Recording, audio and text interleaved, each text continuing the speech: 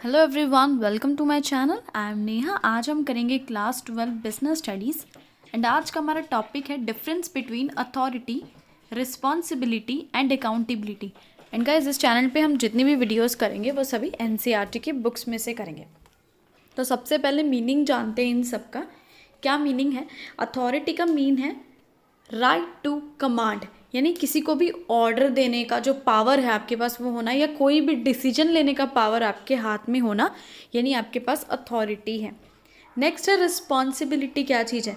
Obligation to perform in task, यानी आपको जो भी असाइन्ड इधर शब्द लिखा हुआ है, इसका मतलब है कि जो भी काम आपको दिया गया है, आपके सुपीरियर ने जो काम दिया गया है, उस काम को करने की जो जिम्मेदारी है कि आपको वो पूरा करना है, वो चीज़ है responsibility.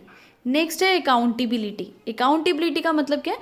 Answerability for the outcome of the assign task, यानी जो भी आपने काम दिया था उसको पूरा करने के बाद, या जो भी आपने नहीं किया पूरा, या आपसे गलत हो गया, जो भी है उसके लिए जवाबदार होना।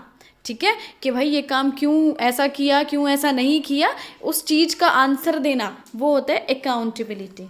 नेक्स्ट है डेलीगेशन। डेलीगेशन यानी इस चीज़ को ट्रांसफ़र कर सकते हैं क्या, किसी और को दे सकते हैं क्या।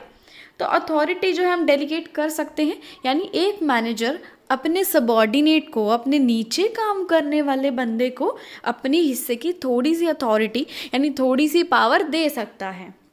रिस्पॉन्सिबिलिटी की बात की जाए तो can not be entirely delegated, यानी पूरी जिम्मेदारी नहीं दे सकते हैं। अगर आप एक मैनेजर हैं, आपके नीचे सबॉर्डिनेट काम करते हैं, उसको अपना आप 100% काम नहीं दे सकते हो कि सारा काम उठा के दे दिया और आप मज़े से छुट्टी मार रहे हो और आराम से ऑफिस में सो रहे हो। ऐसा नहीं, कुछ परसेंटेज या कुछ थोड़ा हिस्सा काम का अपना दूसरों को दे सकते हैं।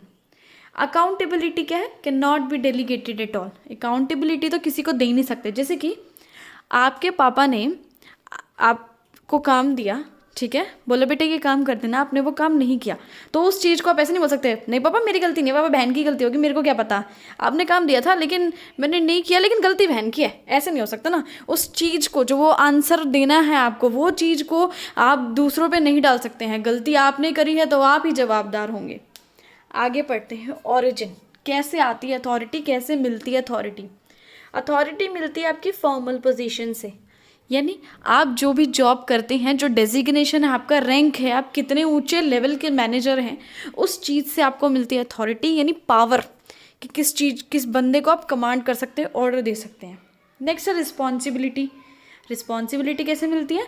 डेलीगेटेड अथॉरिटी से, यानी आपका मैनेजर जो है आपको अथॉरिटी देगा, डेलीगेट मतलब देना या ट्रांसफ़र करना, आपको देगा, तो उस अथॉरिटी के साथ आएगी रिस्पॉन्सिबिलिटी।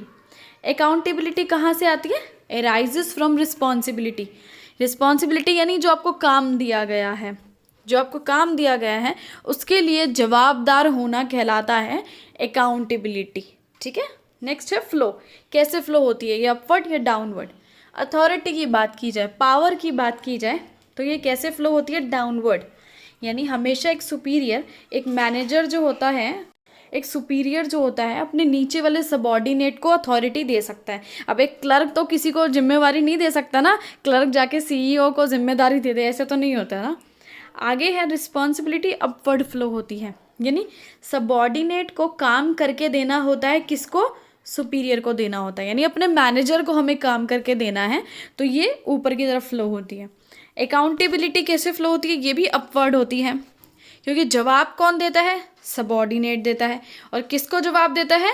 सुपीरियर को देता है। जवाब देना किस चीज़ का? कि भाई ये जो काम किया है कैसे किया है, क्यों किया है, गलत किया है तो क्यों किया है, इस चीज़ को लेके आंसरेबल होना कौन होता है? सबॉर्डिनेट।